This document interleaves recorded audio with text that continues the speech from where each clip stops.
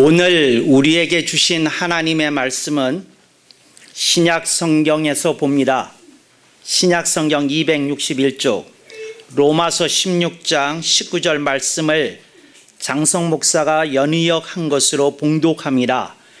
너희 순종함이 모든 사람에게 들리는지라. 그러므로 내가 너희를 인하여 기뻐하노니 너희가 선한 데 지혜롭고 악한 데 순진하기를 원하노라. 아멘. 오늘 우리는 성령님 아래 성경 위에 하나님의 말씀을 듣기를 원합니다. 오늘 여러분들이 주목하실 설교 제목은 지혜와 순진의 쓰임새입니다. 지혜와 순진이라고 하는 말은 오늘 본문에 나오는 두 가지 키워드가 되겠습니다.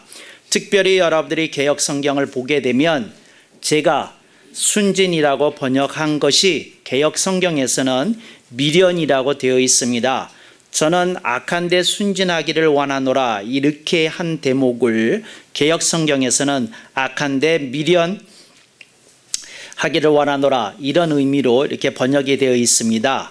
그런데 제가 검토한 바에 의하면 순진이 헬라어 원문의 뜻에 원래 단어의 뜻에 가깝다고 여기기 때문에 이렇게 번역했다. 이렇게 여러분들이 이해하실 수 있기를 바랍니다.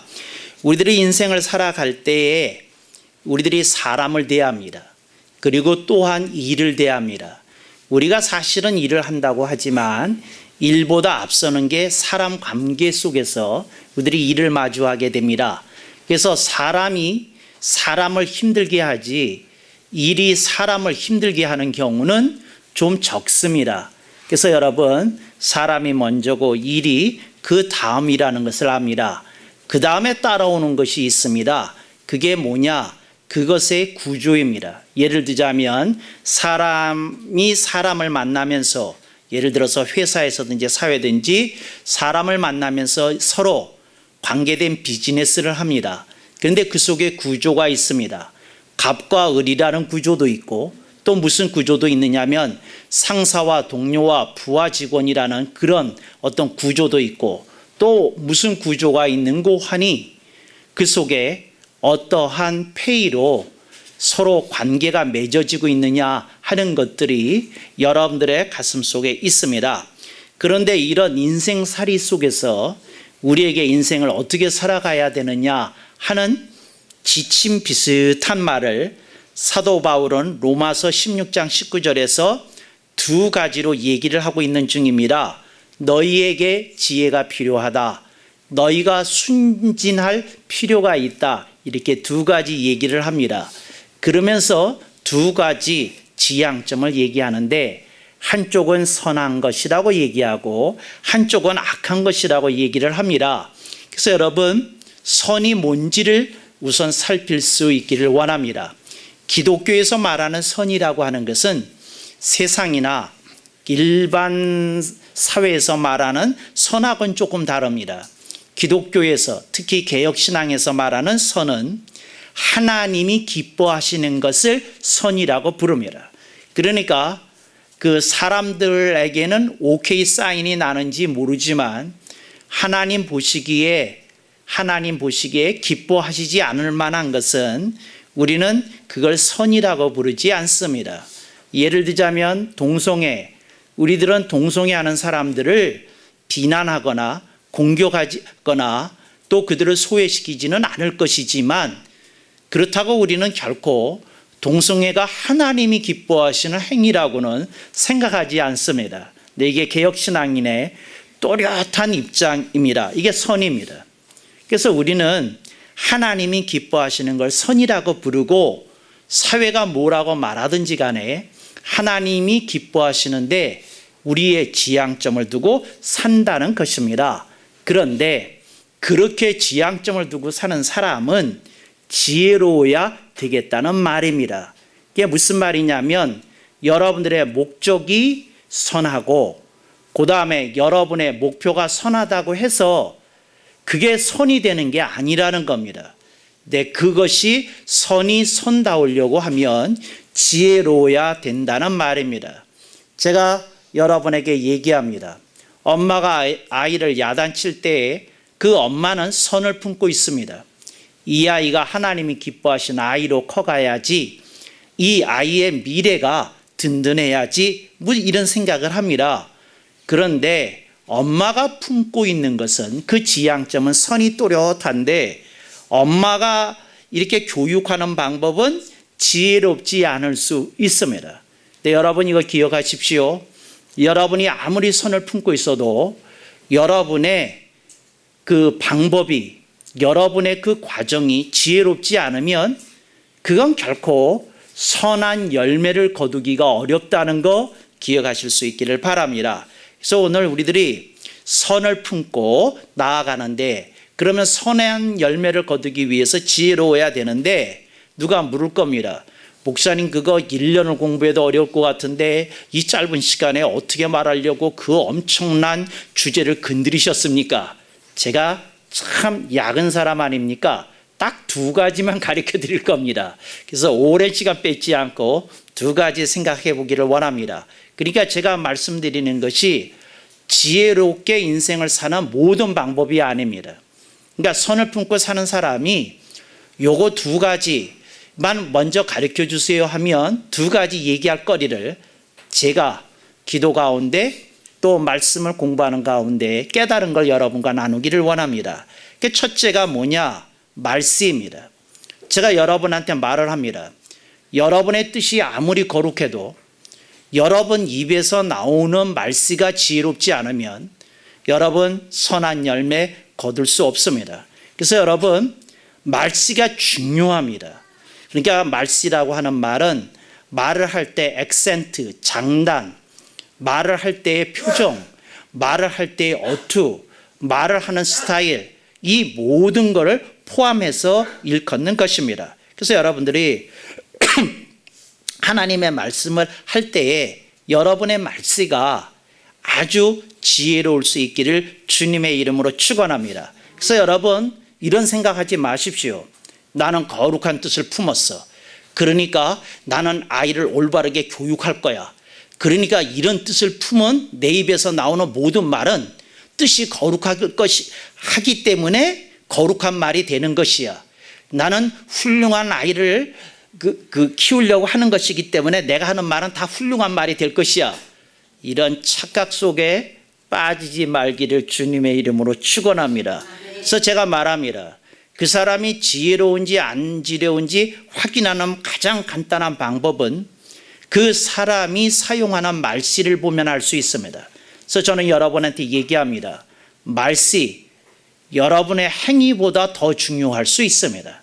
그래서 여러분들이 말씨에 대해서 조금 관심을 가져주실 수 있기를 바랍니다. 말씨를 어떻게 해야 되느냐? 그냥 저는 이렇게 얘기합니다. 배려하는 말씨를 좀 하라고요. 상대방의 입장에 좀 서서 상대방이 알아듣기 쉽게끔, 그리고 부드럽고 따뜻하게 여러분들의 말씨가 이렇게 분별되어 나올 수 있기를 주님의 이름으로 축원합니다. 그래서 지혜롭게 사는 사람은 어떤 사람이냐? 말씨가 다릅니다. 그래서 여러분들이 말씨를 꼭 고치실 수 있기를 바랍니다. 어떤 분이 이런 얘기합니다. 목사님 저는 경상도 남자입니다.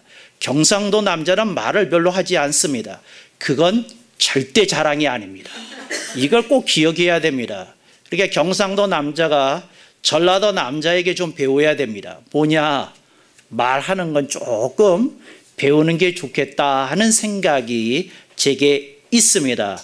그냥 그렇게 그 남자 끼고 사실 분들 그냥 아멘 안 하셔도 됩니다. 다 이해합니다. 그냥 그렇게 사시기 바랍니다. 그렇지만 기도 가운데는 부르짖어서 남자들 좀 고쳐놓을 수 있기를 바랍니다. 이게 무슨 말이냐면 여러분들이 속으로 나는 우리 아이들 사랑해, 나는 내 아내 사랑해, 그러기 때문에 남자가 그렇게 해프게 말하는 거 아니야. 내가 말합니다. 당신은 지혜로운 사람은 아닙니다. 당신은 당신 수준의 인생을 살고 있는 사람인지는 모르지만 당신은 선한 열매 많이 거두지 못하고 있습니다. 여러분들이 꼭 배려하는 표현이 담긴 말씨로 선한 열매를 거두시기를 주님의 이름으로 축원합니다. 두 번째, 지혜로운 사람이 지혜를 가지고 선한 열매를 거둘 때 이 사람이 어떻게 해야지 지혜로운 거냐? 두 번째입니다. 두 번째가 뭐냐? 로드맵을 가지고 사람과 소통하는 겁니다. 이게 무슨 말이냐면 목적지만 들이대지 않는 겁니다. 결과만 들이대지 않는 겁니다. 끝만 들이대지 않는 겁니다. 로드맵을 보고 여보 우리가 부산을 가야 되지 않겠어? 근데 이제 겨우 대구에 온 것 같아. 우리 조금 더 힘을 내서 이제 부산으로 향해 갑시다.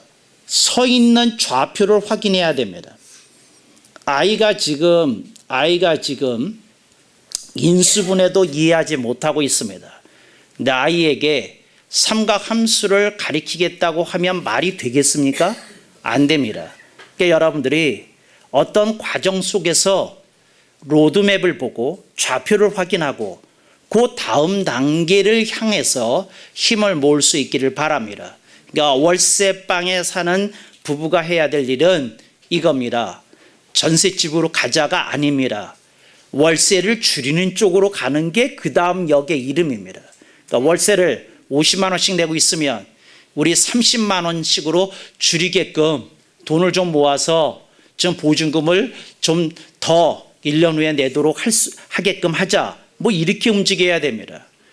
그런데 사람이 꿈만 거창하게 잡아가지고는 내가 로또가 터지기만 하면 당신을 뭐 호강시켜 줄 건데 이런 망상에 사로잡힌 얘기하지 마시고 로드맵을 보고 다음 역을 제시하는 그런 지혜가 여러분 삶 속에 나올 수 있기를 주님의 이름으로 축원합니다. 그래서 제가 얘기합니다. 지혜가 뭐냐? 첫째 말씨, 둘째 로드맵입니다.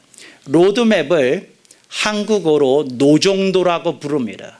그러니까 여러분들이 이 노종도라는 말을 조금 더 애용하시면 조금 더 좋지 않을까 생각이 됩니다.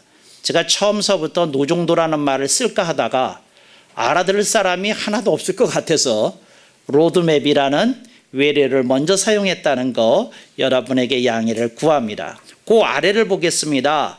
선한데 지혜롭고 악한데 순진하기를 원하노라. 이거 참 기가 막힌 말입니다. 악한데 순진하라는 말이 무슨 말이냐 하는 겁니다. 악한데 순진하다. 이 말은 무슨 말이냐면 양심에 걸리는 건 티가 나야 된다는 겁니다.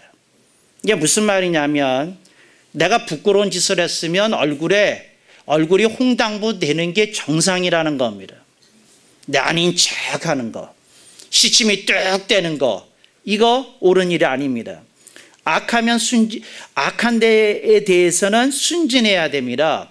그런데 이 순진이 떨어지면 어떻게 되느냐? 길거리에서 그 보행 신호가 떨어질 줄 알면서 횡단보도를 걷기 시작하는 사람이 있어요. 두 귀에다가는 이어폰을 꽂고 아주 꼿꼿하게 천천히 걷습니다. 이게 무슨 말이냐? 뻔뻔의 극치입니다. 이게 무슨 말이냐? 순진이 사라진 사람입니다. 길거리를 가다가 자기가 빨리 가다가 앞사람을 자신의 팔꿈치로 건드렸음에도 불구하고 전혀 개의치 않고 당신이 앞에 있으니까 내가 건드렸잖아. 왜 앞에 있어? 하는 태도로 지나가는 사람들 많습니다. 순진과는 거리가 먼 사람들이라는 거 기억하시기 바랍니다. 길거리를 지나가면서 가래침을 아무데나 뱉으면서 뭐 청소하는 분 계시니까 이렇게 생각하는 거 순진과 전혀 아무 상관이 없는 그런 거라는 거 기억하시기 바랍니다. 그리고 그냥 그 식당에 가면 그 냅킨들 10장씩 챙겨가지고 핸드백에 집어넣는 아주머니들 참 이거 순진과 거리 있는 거고, 또 남자들 갈비탕 먹고는 그 이쑤시개 달라고 그래서 10개씩 주문에다 집어넣고 가시는 분들, 또 카운터에서 그 식구가 네 식구가 갔는데 이따가 애를 생각해 가지고 뭐 과자를 8개까지 사탕을 주워 간다든지 뭐 이러는 거 다 순진과는 거리가 있는 겁니다. 근데 여러분 기억하십시오. 여러분들이 이 순진이 사라지면 여러분들이 작은 일에서 부끄러움이 사라지고 여러분들의 모습은 어느덧 아저씨 아줌마가 되었더라는 것입니다. 그래서 여러분들이 이거 작은 일이지만 걸리면 부끄러워할 줄 알아야 되고 안 할 줄 알아야 되고 다시 생각할 줄 알아야 되고 사과할 줄 알아야 되고 미안하다고 죄송하다고 쩔쩔매는 모습 보이는 게 당연한 거지. 기세등등하게 고개 들고 빳빳하게 뻔뻔하게 당신이 나하고 붙어서 이길 수 있을 것 같아 하는 태도로 나오는 거, 아우 순진과는 전혀 거리가 먼 인생이라는 거 기억하실 수 있기를 바랍니다. 어떤 차가 난폭운전을 했습니다. 기어코 쫓아가서 앞에서 급정거를 한다는 거, 순진과는 전혀 상관이 없는 이런 막무가내 행동이 있다는 거 기억하시면 좋겠습니다. 순진이라는 게 뭐냐? 부끄러운 짓 하면 티가 나는 겁니다. 이게 순진입니다. 잘못했으면 그냥 잘못했다고 선선히 인정하는 거, 이게 순진입니다. 근데 사람이 어른이 되어가면 되어갈수록 커가면 커갈수록 이게 사라집니다. 주변이 다 그렇게 살거든요. 그래서 사람이 순진의 반대말 쪽으로 살아가게 됩니다. 그게 뭔지 아시죠? 순진의 반대말이 뻔뻔입니다. 그러니까 여러분들 나이 먹는다는 거 서글픈 일입니다. 뻔뻔해집니다. 그래서 어느새 본인의 얼굴은 뻔뻔을 넘어서 철판을 깔았음에도 불구하고 본인만 몰라요. 전혀 웃지를 않으시네. 나는 이 대목에서 웃을 줄을 기대했는데, 참 이런 인생들이 있다는 것이지요. 그래서 여러분 이거 좀 벗어나야 됩니다. 이거 벗어나야 됩니다. 제가 여러분에게 제 나이가 39이라고 늘 말하는 이유가 뭐냐면 뻔뻔해지기 싫어서 제 나이를 그렇게 잡는 겁니다. 뻔뻔하면 안 됩니다. 티나야 됩니다. 바로 이런 이유로 예수님께서 말씀하셨습니다. 어린아이들이 내게로 오는 것을 막지 말라. 천국이 저와 같은 자의 것이니라고 말씀하셨습니다. 아이들이 무슨 위대한 업적이 있다고 천국이 저들의 것이겠습니까? 주님이 사랑하신 것은 어른들한테 깃들어 있는 그 뻔뻔함 내지는 철판 깔음이 싫으셔서 예수님께서 순진한 아이들을 이뻐하셨다는 거 기억하실 수 있기를 바랍니다. 그래서 악한데 순진하면 우선 티가 납니다. 그 다음에 두 번째 뭐가 나온다고요? 사과하는 말이 쉽게 나옵니다. 그리고 진짜로 사과합니다. 그러니까 여러분들이 요게 순진한 모습입니다. 엄마 미안해, 잘못했어, 나는 안 그러려고 그랬는데 그냥 물이 쏟아졌어, 뭐 이렇게 아이가 얘기를 합니다. 아빠한테 물 갖다 주라고 그랬는데 애가 갖다 주다가 뒤뚱뒤뚱하다 물을 쏟았어요. 그러니까 자기 그 양말도 적시고 옷도 적시고 그리고 또 방바닥에 떨어져서 애가 걱정이 되는데 엄마가 그게 이쁘기만 합니다. 왜? 애가 순진하니까 그렇습니다. 그런데 조금만 크면 쏟았는데 거침없습니다. 뭐냐? 그럴 수도 있지. 그럴 수도 있지. 뭐 아빠도 쏟더구만. 엄마도 쏟더구만. 그럴 수도 있지. 이렇게 생각합니다. 근데 순진한 아이는 쏟고는 엄마 미안해 그럽니다. 또 물을 받을 아빠한테 아빠 미안해 그럽니다. 그리고 즉시 얘기합니다. 반성이 나옵니다. 다시 떠올게.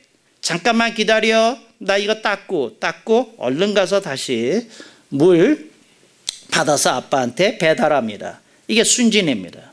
그러니까 여러분 좀 순진하십시오. 그렇게 빳빳하게 뭐 이렇게 고개 들고 있고 나는 누구한테도 고개 안 숙이는 사람이야. 그게 자랑입니까? 그게 자랑입니까? 어른이 어렵지 않다는 게 무슨 자랑입니까? 나이 먹었다는 게 무슨 자랑입니까? 그게 무슨 상관이에요? 나이가 80이라도 잘못했으면 잘못했다고 젊은 사람한테 고개 숙이는 게 마땅한 것이지. 그렇잖아요. 그게 무슨 자랑이겠어요, 그게. 정말로. 그런데 하여튼 악한 데 순진하기를 원하노라 이런 것이지요. 그래서 여러분 지혜와 순진의 쓰임새가 있습니다. 지혜와 순진의 쓰임새가 있는데 지혜와 순진의 쓰임새가 뭔지 아십니까? 여러분에게서 이렇게 살면 그리스도의 향기가 나타납니다. 그리스도인의 향기가 나타납니다. 다른 사람이 여러분에게서 예수 냄새 난다고 할 겁니다. 다른 사람이 당신은 예수쟁이의 냄새가 난다고 말할 겁니다. 근데 이런 게 지혜로운 사람이고 이런 게 순진한 사람입니다. 근데 우리는 어느새 순진이라는 말 대신에 영악을 아이들한테 가르치고 있고, 그러니까 예를 들자면 이런 거죠. 바보같이 맞기만 하냐? 한 대 맞았으면 2대 때려주고 왔어야지. 뭐 이런 얘기를 가지고 하고, 또 엄마가 가만히 있으면 중이다 가슴을 치면서 내가 저것 때문에 복장이 터져가지고 죽겠어. 뭐 이딴 소리나 하고. 이게 무슨 아이들한테 가르칠 내용입니까? 우리 애가 이쁘구나. 그래, 맞는 애가 더 잘한 거다. 이런 얘기를 해주고, 그래, 나는 네가 그런 고운 마음 지켜나갈 수 있기를 원한다. 이렇게 얘기를 해줘야지. 험한 세상에서 이기려고 그러면 뻔뻔해야 되고 거칠어야 되고 막 나가야 되고 이딴 거나 교육시키면서 그걸 바른 교육이라고 하십니까? 아, 정말 말 안 돼요. 지혜를 가르치라고 그랬더니 그냥 짱구 굴리는 거나 가르치고 막 이리저리 그저 움직이는 거나 가르치고 그러면 되겠습니까? 아니, 될 줄로 믿습니다. 어떤 분이 화투를 치는데 화투를 좀 잘 쳤어요. 그래서 이분이 막 자랑을 하는 거예요. 그래서 내가 그분을 보고 얘기했어요. 이쯤에서 화투 끝이라고. 그러니까 화투 만지지 말라고 그랬어요. 그랬더니 이분이 무슨 말을 하는지 알아듣지 못하고, 목사님, 이거 왜 하면 안 됩니까? 뭐 이제 이런 얘기를 하더라고요. 글쎄 그치는 게 좋다고. 근데 그러면 목사님 묻겠습니다. 제가 왜 화투 만지면 안 됩니까? 당신이 화투 잘 치기 때문에 내가 그만두라고 그러는 거라고. 그랬더니 아니, 화투를 잘 치는데 왜 그만두라고 그러십니까? 내가 그랬어요. 화투를 아무리 잘 쳐도 속임수를 쓰는 꾼한테 당할 수는 없다고. 여러분이 아무리 뭘 잘해도요, 속임수를 쓰는 꾼한테는 당할 수가 없어요. 그러니까 아무리 여러분들이 카드를 잘 치고 화투를 잘해도요, 다 속여요. 그러니까 카드가 다르더라고. 그러니까 카드가 한 번만 돌아가면 그거 달라. 그러니까 이렇게 손을 이렇게 만져놓더라고. 카드가 들어왔을 때. 그러니까 3번은 이뤄줘요, 꾼들이. 그런데 다른 걸 안 해도 카드 3번만 만지면 알아. 그래서 저 사람 손끝에 있는데 뭐가 무슨 폐를 주고 있는지 다 보고 있어. 한 바퀴만 돌면. 근데 여러분, 제가 여러분한테 얘기합니다. 여러분의 삶 속에서 어떤 거 이렇게 자랑하고 싶을 게 있어요. 여러분이 내세우고 싶을 게 있어요. 그게 결국은 지혜가 아니라면 화투 잘하는 것과 같아요. 언제고 꾼한테 당할 겁니다. 여러분들이 그냥 하나님의 말씀 속에서 지혜 쪽으로 이렇게 좀 내려오셔야 됩니다. 그래, 내가 다른 사람한테 말하는 것부터 지혜롭게 하자. 말씨부터. 그래, 인생은 벼락 성공이라는 건 없다고 하시더라. 그래, 내 인생의 좌표를 보고 로드맵을 보고 내가 차근차근 내 인생의 길을 걸어가리라. 이렇게 여러분들이 생각하셔야 됩니다. 그런데 여러분의 삶 속에 어떤 기적이라는 이름으로 황당무계한 신앙이 여러분들의 가슴을 이렇게 휘어저을 수 있어요. 거기에 속지 마실 수 있길 바랍니다. 저는 기적을 부정하는 사람이 아니라 기적을 믿지만 주님은 여러분의 삶 속에서 한 걸음씩 자신이 가야 될 길을 걸어가는 자를 주님이 지켜보시고 그런 이에게 인생의 가장 큰 기적을 주실 줄로 믿습니다. 아브라함이 이삭을 얻기까지 하나님이 100년을 지켜보셨어요. 100년을. 그러니까 이삭이라고 하는 기적의 아들을 얻기까지 100년이 걸렸어요. 100년이. 그러니까 여러분들이 하나님이 기적을 주신 것만 기억하지 마시고 하나님이 그의 인생의 걸음걸임을 지켜보고 있다는 사실을 여러분이 기억하실 수 있기를 바랍니다. 여러분들이 순진하시게 되면 여러분의 삶 속에 여러 가지 일들에 대해서 그냥 받아들이시면 되는 겁니다. 그래요, 저희가 이렇게 살지요. 여러분 무슨 죄 지은 일이 있었습니까? 여러분이 사는 처소에 대해서 왜 부끄러워하십니까? 여러분이 끌고 다니는 차에 대해서 왜 부끄러워하십니까? 여러분이 하고 있는 일에 대해서 왜 부끄러워하십니까? 여러분 이게 순진한 겁니다. 그래요, 저희는 이렇게 살지요. 이게 다 하나님의 은혜지요. 그리고는 그다지 내세울 게 없다고 생각이 되기는 하기 때문에 그런 의미에서의 부끄러움, 그러니까 누구한테 숨기고 싶은 부끄러움이 아니라 그냥 그런 순진함이 오늘 우리들의 삶 속에 좀 있었으면 좋겠어요. 그런데 이런 순진함이 사라져 버리면 여러분 어른 되는 겁니다. 그런데 그런 어른 되면 주님과 대화가 어려워집니다. 성경에 보면 예수님께서 바리새인들을 극도로 싫어하셨어요. 근데 바리새인들이 어떤 사람들이냐면 바리새인들이 율법을 지키는데 충실한 사람들입니다. 그래서 다른 사람한테 말 듣는 걸 이렇게 싫어하는 사람입니다. 근데 여기까지는 율법을 지키겠다는 것까지는 괜찮은 것 같아요. 근데 그 다음에 문제입니다. 어떤 다음에 문제냐면 마치 자기 자신이 완벽한 사람인 것처럼 연출한다는 거죠. 그래 내가 부족함이 있지.